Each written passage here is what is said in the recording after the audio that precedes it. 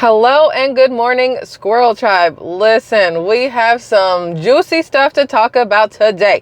Yesterday, there was a live stream here on the channel around, let's say lunchtime yesterday. And I talked about the fact that it was believed up until that point that RFK Jr. was going to be dropping out of the race and backing Donald Trump. And I said that RFK Jr. is going to be that surprise guest that Donald Trump had mentioned that was going to be at his Arizona rally with him yesterday. And we will talk about this either later in this video or a separate video, but I do want to say that we were right, Squirrel Tribe. So there's just a little bit of a heads up on what we're going to get into later. But first, I want to play for you the debunking of Project 2025 on CNN. CNN itself has gone from loving the Democrats to calling them out for their bullshit, and I am here for it. Every single second of every single day am I here for the fact that CNN itself is like, listen, it's too obvious, it's too blatant that they're lying to the American people. We have to at least have some sort of journalistic integrity and call out the blatant lies. So I want to play this for you real quick. We talked about numerous times how during the DNC in Chicago, the Democratic National Convention in Chicago, Illinois, went on from August 19th to August 22nd, how they brought out, I swear, every night somebody brought out this stupid ass Project 2025 book and clunked it down on the podium and then went through all this spiel about Project 2025 being Donald Trump's. Even Kamala Harris, the current vice president, and her hoping she will be the next president of the United States, during her acceptance speech for the nomination of presidency on the Democrat ballot, reiterated and continued to spew the blatant lie that Project 2025 is a Donald Trump agenda or initiative. CNN was like, we can't do this anymore. So I want you to hear exactly what CNN had to say. Listen to this claim from Congresswoman Lisa Blunt Rochester of Delaware about Project 2025 and former President Trump. He has, with his friends, said the quiet parts out loud, but not only said them out loud, he wrote a book about it. What's it called? Project 2025. That is false. Trump did not write Project 2025. The project's big policy document published by the Heritage Foundation think tank lists dozens of people as authors, editors, contributors. Donald Trump is not among them. And I think that's important to remember because people keep, again, saying that this is a Donald Trump initiative, that Project 2025 is his. Yes, there are people on the Heritage Foundation who had something to do with the writing of it that were in Donald Trump's I still don't know if cabinet's the right word, but they were in his presence during his presidency. Some of the policies that they have written in Project 2025 are things that Donald Trump implemented while he was in office. But again, Project 2025 started during the Reagan era, and it is for whatever conservative president comes next if they want to partake in the thoughts and agendas of Project 2025. There's nothing written in stone that says the next acting conservative/Republican president has to use Project 2025. It is literally just a blueprint for this could be a good idea. If you want to do this, you could do this. This is what could possibly happen with these things. But there's nothing that says it has to be followed or used. Donald Trump himself has said at numerous rallies, he is for Agenda 47, and he has laid out numerous times what that is. And it is nothing that has anything to do with Project 2025. I just needed to clear that up with everybody. I know y'all know, but every once in a while, a Democrat finds their way onto the channel, and I want to help them learn because clearly they're being led, is the blind being led by the blind over on the Democrat side. So hopefully if there's a Democrat in here, they're going, maybe people are right and it's not really a Donald Trump thing. Let's hope that they say you can't teach an old dog new tricks, but man, I hope you can teach a Democrat how to not be stupid anymore. So that's that one. I have a lot of stuff here. Yesterday, we had to stop the live stream an hour in because it would have gone on for 17 hours if I kept going because I have way too many things here to tell you guys. Now, this is, again, a Project 2025 thing, and this is insane. This is a post from Colin Rugg, and you guys see how many times that book was lifted up. That lady, this guy talks about it, then Kenan Thompson, whatever, brings it out. Every single person that jumped up on that stage kept bringing this book out. Tim Walz, pedophile ass, brought out, whatever. Listen. According to Colin Rugg, this is insane. The DNC is programming its viewers with Project 2025, something that Trump has nothing to do with. It's the fourth day of the DNC. This was on August 22nd, obviously. And Representative Jason Crow is the next Democrat to falsely connect Trump to the project. Crow even went as far to suggest that Trump was actually the one who was writing the different chapters in the book. Just like that lady in the last clip said Donald Trump wrote Project 2025. Either these people are ignorant or they are blatantly lying, but either way, they are false, and they are spewing falseness to the people who are dumb enough to listen to them. This is a total brainwashing operation, and the media is just letting it happen. Until CNN even said, listen, we can't, because it's so blatantly wrong and such a blatant lie that we cannot continue letting it be said without pointing out, at least to their viewers who do care about truth, that this shit is false. Like, it is not true at all. I want you guys to hear all of this, so that you understand why watching the DNC the 4 nights that I watched it, that I took one for the SquirrelTribe team and watched this circus shit show in Chicago, as I called it. Watching them just come out and lie and lie and lie, it literally does take a toll on you. It puts me in this face and this voice, this aggravated, just, ugh, kind of thing. But I want you to hear everything that they said. It'd help if I turned up the volume. Please hold. And let's talk about Project 2025. Donald Trump's Project 2025. Take Donald Trump and J.D. Vance. Their Project 2025 will make things much, much harder. On page 562, it says that Donald Trump could use an obscure law from the 1800s. This is Project 2025, the Republican blueprint for a second Trump term. So disappointed in Their him. extreme agenda. Project 1825. I'm sorry. Donald Trump's roadmap to ban abortion in all 50 states. Liars. Project 1925. Oh, I'm sorry. A national abortion ban would undo that, and that is a plank of the Trump Project 2025. Project 2025. And the Project 2025 people. Do you know about Project 2025? This is Project 2025. Would abandon our troops, abandon our veterans, our allies, and our principles. In Chapter 4, Trump plans to do Putin's bidding by abandoning Ukraine. Look. All of them are obviously paid shills, morons, whatever. But Chapter 4, Trump will do Putin's bidding and whatever he said, leave Ukraine. Good. Quit giving our fucking money to Ukraine. Give it to the people here in the United States who need it. We do not need to keep supporting a war. And technically, we're not supporting a war. A lot of stuff has been found out about Ukraine that I literally cannot vocalize here. YouTube has so many new restrictions that have come out that you can't talk about health. You can't talk about, I guess you could say, conspiracy theories, but even though there's proof to it, you can't talk about certain things. So I do have a video over on Patreon. The link's in the description. It's for everybody. If you want to go see it, it's there because I can't put it here. But the whole thing with them, again, with the Project 2025, they're trying to brainwash the left, and it gets really old after a while. Really, really old. Anyway, now Arizona Senator Mark Kelly, is that his last name? I don't even know his name. He was talking trash about Donald Trump not having briefings and flat out lied about why he didn't. And I'm going to show you guys the truth why. Because a lot of people have been talking about, well, Donald Trump's not doing briefings, and what is he scared about? Is it because he's going to lie to the American people? Well, no, that's not why. So let me just explain to you via Donald Trump himself exactly why he does not do these briefings. If I can get this to pause and play. Man, come on, maybe it'll work. Let's see if we can get this to work. I'm in a weird spot here in my Jeep. Nominees traditionally get an intelligence services briefing when they become the nominee. Are you getting those briefings now? There was some controversy about them. Well, I could if I wanted them, but I don't want them because, number one, I know what's happening. They come in, they give you a briefing, and then 2 days later they leak it, and then they say you leaked it. So the only way to solve that problem is not to take it. I don't want it. Smart man. The only way to keep people from being able to lie about him doing something is to ensure that there is no evidence, no proof. That's not the right word. No, y'all, I can't think of how to phrase it.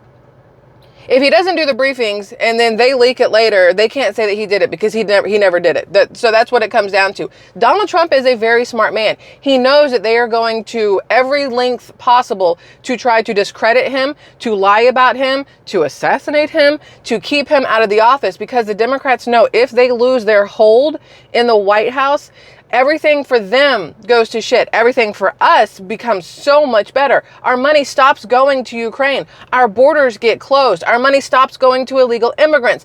Our money stops going towards everything electric, and we get back to being able to afford gas and heat and cars and everything else. There are so many changes that would occur by switching from a Democrat-led country to a Republican-led country, and it scares the crap out of the people who are in it for the money, which are the Democrats, because everything they are doing right now puts money in their pockets. That money that's going to Ukraine, laundered right back into their pockets. The deals that they are making for their new green deals and their infrastructure whatevers, if their infrastructure deals had worked, we wouldn't have had, you know, nearly as many issues as we've had with barges hitting bridges, train derailments, with numerous other things that my brain can't think of right now because it's too early.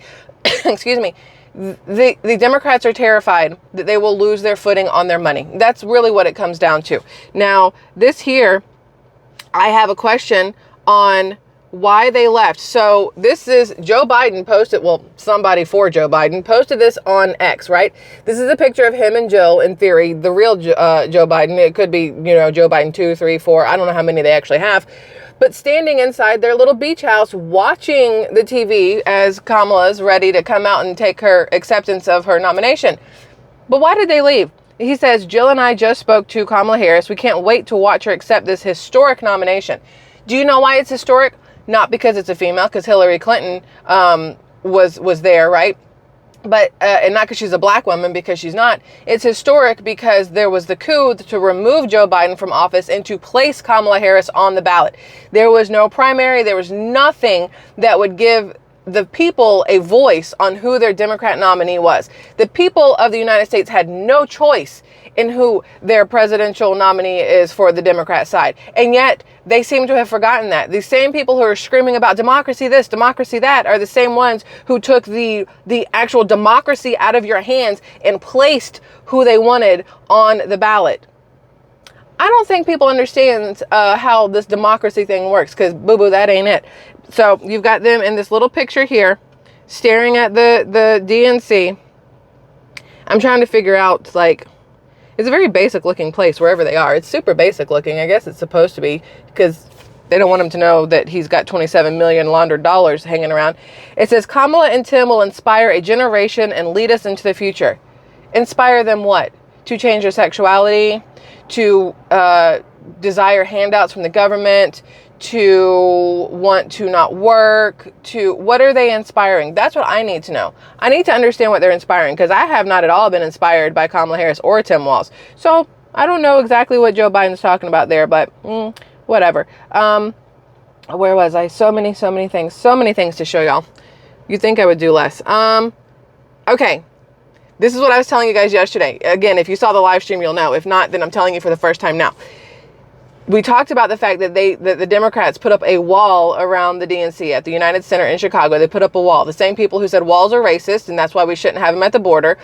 They put up walls to protect themselves at the DNC. But not only, this is from Benny Johnson, amazing. You know, there is a wall around the DNC convention. We've seen it, right? But did you know there's a wall around the hotels where the Democrats stay too, which I mentioned to you yesterday before I got to the video. Massive parts of downtown Chicago are now walled off. Horrendous for business. Side note, horrendous for business. I lost the little thingy. What did it say? Dems can't sleep without big, beautiful walls. This is insanity. And I want you to see and hear exactly what Benny Johnson is saying. So let's get this volume turned up. Turned down for what? Let's go. In theory, let's go. We could do this. Come on. Come on, service. You got it. Oh, man, guys, you've just got to love it. The hypocrisy here in Chicago. Yes.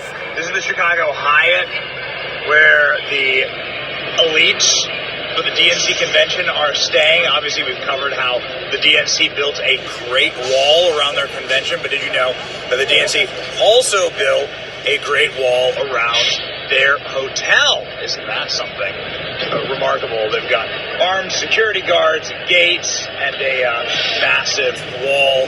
Can't get into the hotel. Also, Hyatt happens to be the hotel brand that the governor, Pritzker of Illinois, owns. But this we didn't know. It's got a massive barricade up. If you know Chicago, of course, you know exactly where we are. And Democrats just keep building walls. It's amazing. There's so many. Nothing like the RNC, man. This is Wall City here. As long as you're a Democrat elite, you get to be protected by a wall. Which is true. As long as you're a Democrat elite, you get to be protected by a wall. If you're anybody else, your protection does not matter to the Democrats. That's why we have open borders, because they don't give two shits about you. They only care about themselves. And Benny Johnson, thankfully, was there and was able to show everything, because we need this physical, visual proof of exactly what happened at the DNC. We need everything that people are able to get and post on x.com to show everybody what is actually going on. What I love about Elon Musk's platform, I guess that's what we'll call it, platform, is the fact that if somebody goes over there and they try to lie, people will call them out so fast. And I love that, because I'm so tired of lies and mistruths and ignorant, on purpose, blatant shit being spread when there is proof to counteract, not the right word, but counter whatever they're saying. And over on X, people will bring receipts. I call it receipts. They will bring receipts and they will say, oh, you're saying that the Democrats aren't trying to protect just themselves? Here's the wall they built around the hotel they're staying in. And yes, it hurt the businesses of Chicago. They closed down a lot of downtown Chicago businesses. People were told they could not come into work because of the rioters, number one, the peaceful protesters, and because they have all these walls that you can't get through. So any restaurants that would have been on ground level at any of those hotels they were staying at that would have served regular people, they can't do that, because those people can't get in, because you have these hoity-toity high and mighties staying there, and now the regular people cannot go partake in these restaurants, these businesses, these whatever. So that's money that's not exchanging hands in Chicago. The DNC going there hurt the Chicago economy. Now, you could say Chicago gets what it asked for because they are a sanctuary city. They were willing to have the DNC there, so you could say they get what they deserve. But that doesn't, to me, include the people. The people of Chicago. People go, oh, well, they voted for it. No, I didn't vote for Joe Biden. I didn't vote for a Democrat president. I didn't vote for these things, but somehow we still ended up there. And a lot of people in cities that are leaning away they don't agree with, they didn't vote for it, but that's where they are. And if everybody just tried to pick up and move to where they do want to be, it's almost impossible with the cost of literally everything these days. So I just want to point out that although Chicago may have done it to itself, it's not fair to the people of Chicago who rely on business to be able to make a living to have it shut down just because Kamala Harris and Joe Biden decided that's what they wanted to do. So that's that. What's this one? This is Colin Rugg. What do we have here? So this is the one from yesterday. Look, I feel awful because yesterday I titled my live stream before I started, because I knew I was going to talk about this with Tim Walz, and then I ran my mouth way too long and never got to it. And people are like, Michelle, where's Tim Walz? And I'm like, oh my gosh. By the time I was an hour in, I literally forgot what the title was, because we talked about so many things and I had squirreled off in so many different directions, like it happens all the time. So I apologize for that. Here is what yesterday was supposed to be, but we didn't make it to it because I talked too much, as I'm doing now. So Colin Rugg posted this. I saw this happen at the DNC when Tim Walz got up there with his whole family, his wife, Gwen, his son, Gus, his daughter, don't know her name. They got up on stage and they were, holding hands, whatever. Now, before I show you this, I want to remind people that Gus is his son. He has, I don't want to say mental disabilities. They're saying he has ADHD and some other things. He has they say like a learning disability or mental capacity, lowered mental capacity. I don't know.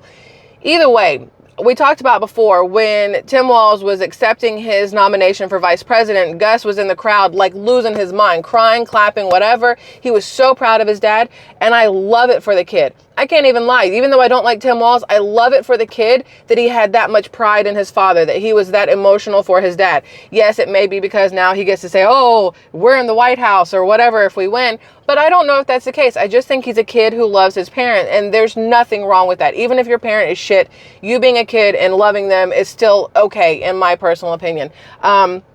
But people dragged Gus on social media for having this emotional reaction to his dad. Same as the way they did with Barron Trump. Whenever Barron Trump has some sort of emotion, whatever, towards Donald Trump, they drag him too. Personally, leave the kids out of it. That's how I feel, which is also why I don't like the Democrats, because they refuse to leave the kids out of it. They're using their platform to destroy children's lives and children's bodies. So of course, they're not going to leave the kids out of it here. But Colin Rugg posted this video. When I saw this happen, I was conflicted on emotion with it, because at first I was like, oh, well, you know, he was trying to make sure he didn't run into a teleprompter. But the look on Tim Walz's face when he does what he does with his son, when he literally abuses him on stage, because to me, the more I see it, the more I'm like, that's literal physical abuse on the stage in front of millions of people that are watching, although the DNC got very low ratings, so maybe hundreds of thousands of people that watched. And it makes you wonder, if he's going to do this here on this massive stage in front of all these people, what is he doing at home that we don't know about? So Colin Rugg posted, Tim Walz is under fire for aggressively pulling his son Gus Walz's arm on stage at the Democratic National Convention. The incident was apparently filmed on the third day of the event, Wednesday, the same day that Walz gave his speech, which it was. Gus is 17 years old and reportedly has a nonverbal learning disorder and an anxiety disorder. Some are theorizing that Walz was pulling Gus's arm out of anger, while others say he was simply excited in the moment. This is not going to be the clearest video, and I don't know if it's because of my connection here or not, but the face that Tim Walz is making is not an excitement face. It is not a trying to save his son from running into a teleprompter face. It is literally anger, and I want to say like disgust or disappointment or whatever else, but it is a face that no parent should make where their child can see it. That's what I'm going to say. I would never make this face while trying to pull my daughter to safety, because that's not a safety face. That's not a I'm trying to help you and save you face. That is a you're embarrassing me face. And the way he pulls his kid's arm. So I'm not going to play the audio because it's not necessary, but I'm going to show you here. So here you see that? Okay, so there's the teleprompter. You can see that maybe it looks like he's trying to make sure he doesn't hit the teleprompter. But the look on his face, and again, it's not the clearest video, and I do apologize for my shoddy connection here, but look at his face. That wasn't excitement. You don't put your mouth like that for excitement. That is not an to me, that is somebody who has no problem physically, I don't even want to use the word disciplining, but I feel like that's what it is. Physically disciplining their child in a non-helpful way or situation. Do I believe in beating your kids? Hell no. I would never raise my hand to my kid like that, but I also don't need to. I make mom face and we're good. Mom voice comes out with mom face, we're good. At no point in time have I ever had to whoop my kid's ass, but if it came to it, we might have to go that direction, but I would never, it would never be the way he looks while he does this, it makes me mad as a parent. It makes me hurt for Gus Walz, because I have to wonder what else is happening behind closed doors. When dad gets frustrated with something, if he's a nonverbal learning disorder and he has an anxiety disorder, of course there's going to be moments where he's very high strung, very emotional, very hard to tame or calm down. How does Tim Walz deal with his son then? And that's what bothers me. That's what worries me, that this is a person they want to put in charge of our country who can't even keep his emotions in check to keep his son safe from running into a teleprompter without it being a negative issue. That kind of parenting doesn't compute with me. And so I don't really know what to do with him there. What's this one? Hold on. I have so many links. I don't know which one I'm on. Oh, this one. Please forgive me for making you listen to Kamala Harris's voice, but this is also Colin Rugg. I'm a big fan of Colin Rugg and Benny Johnson and Laura Loomer and what's his name? What's his name? Charlie Kirk and a few others over on X that have amazing information. Insurrection Barbie, I love also. But this is Colin Rugg, just in. this is from day 4. Kamala Harris wraps up her speech just after 37 minutes, almost an hour shorter than Donald Trump's RNC speech. He talked for just over 90 minutes, I do believe. Kamala took up much of the time talking about her childhood, spending little time on her policy. Harris blasted Trump for talking about how terrible everything is, but failed to mention how inflation has crippled many Americans. Harris spent a portion of her speech attacking Trump and his Project 2025, a project that Trump has no involvement in. And I'm going to let you listen to this in a second. But when Kamala Harris came out and there were people, clapping for her and whatever, all she did for the first 2 minutes was thank you. I'm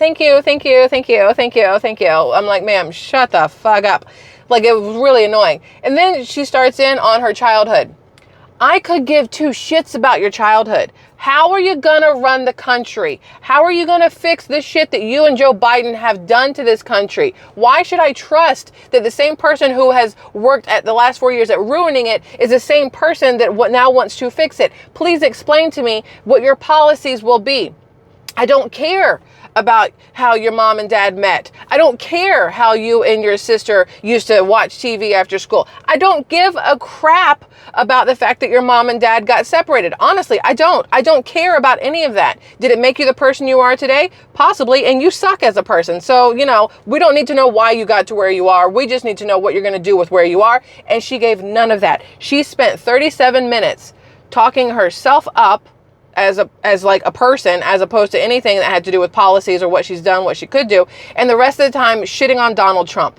That is not the president that I want. Every time Donald Trump has gotten up and spoken, whether it be at a rally with an interviewer, on X with Elon Musk, anywhere, he talks about policy. He talks about our country. He talks about foreign affairs. He talks about our economy. He talks about our southern border. He talks about what was, what is, what could be. And he talks about how he can bring our country back to what it needs to be, to make America great again. Kamala Harris would not know her ass from her elbow if somebody gave her a drawn map of it. It is absolutely ridiculous to me that this is the person they placed in the ballot to become the president if the Democrats are dumb enough to vote for her, because I do not want this woman running our country. I don't feel like getting nuked. I don't know about y'all, but I like living. She will get us all fucking killed, and I have no interest in it. Anyway, look, see, this is what happens. I have a tendency to lose my ever-loving mind when talking about things like this. It's not on purpose, just a little too passionate sometimes. All right. Again, I'm sorry. At least it's grainy, so you don't have to look at her, whatever, but you still got to listen. Mech. And so, on behalf of the people, I accept your nomination to be President of the United States. My mother was a brilliant, 5-foot-tall, brown woman with an accent. Consider not only the chaos and calamity when he was in office, but also the gravity of what has happened since he lost the last election. President Biden and I are working around the clock because now is the time to get a hostage deal and a ceasefire deal done. After decades in law enforcement, I know the importance of safety and security, especially at our border.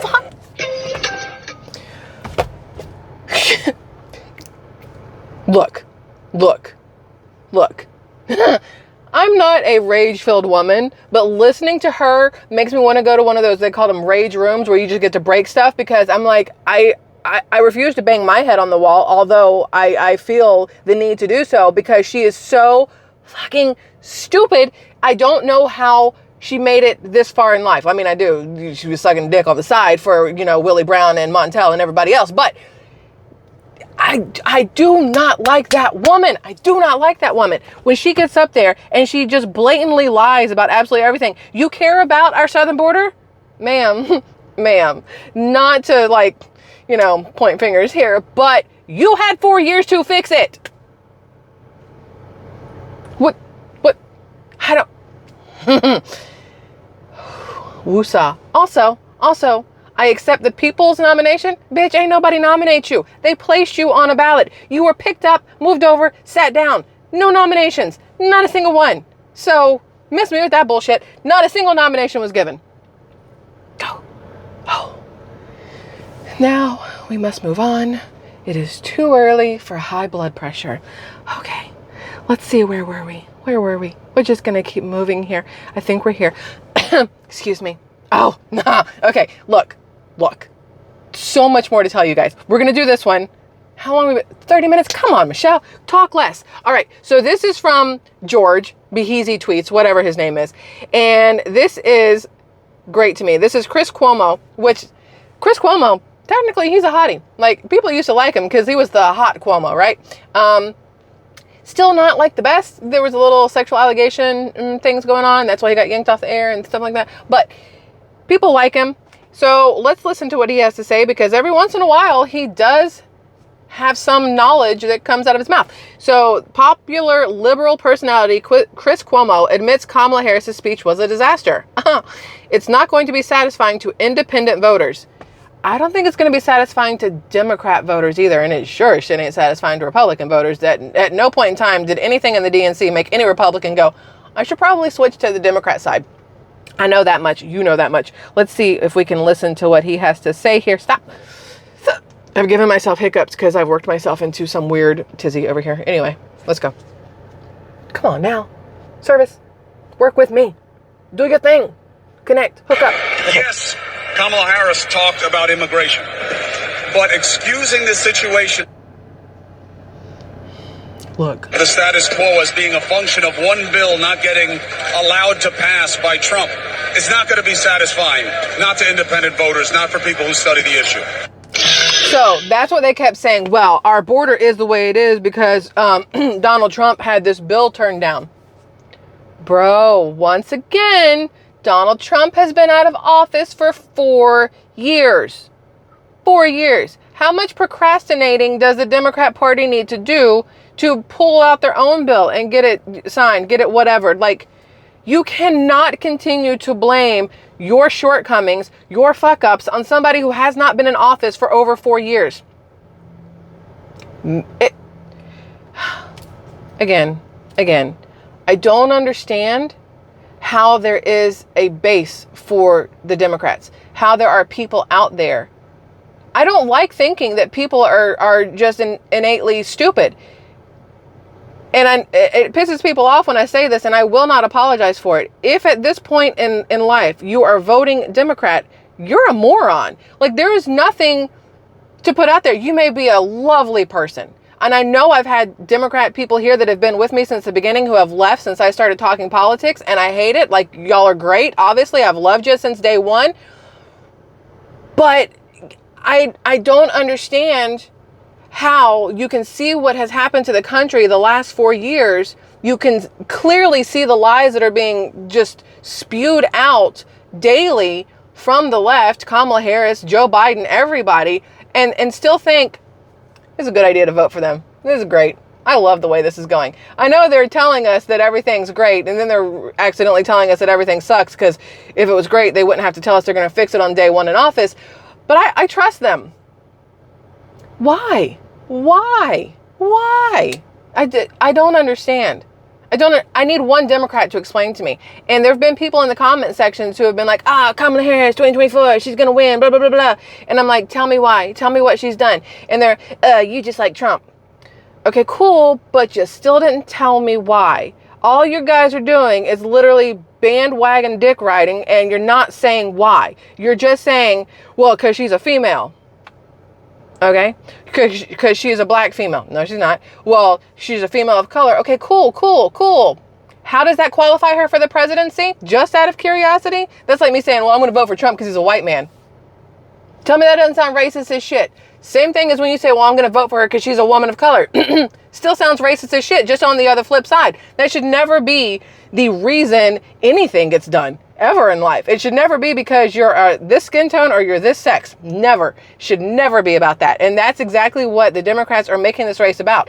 Do you want a woman of color, or do you want a white man in the office? That's what they're making it about. Literally, I would like anybody but Kamala Harris. It could be a purple freaking alien, as long as they were going to do the best thing for our country. Put them in. I don't care if they have 7 heads, 18 arms. If they're going to do the best thing for the country, you can have the seat in the Oval Office. Kamala Harris ain't it, y'all. She is definitely not it. So many more things to do. We're going to do a second video later because it's too much and it's getting kind of hot out here now. So I love y'all immensely. Thank you for letting me have my small little rants that I go on. I appreciate y'all. Who needs therapy when I have SquirrelTribe? That's how I feel about it. It is time for me to go fix breakfast for my daughter and my husband. It's a little late for it, but I wanted to see you guys first. So I'm going to do that and I'll be back later. I love y'all. Have a fabulous Saturday until we see each other again. Goodbye.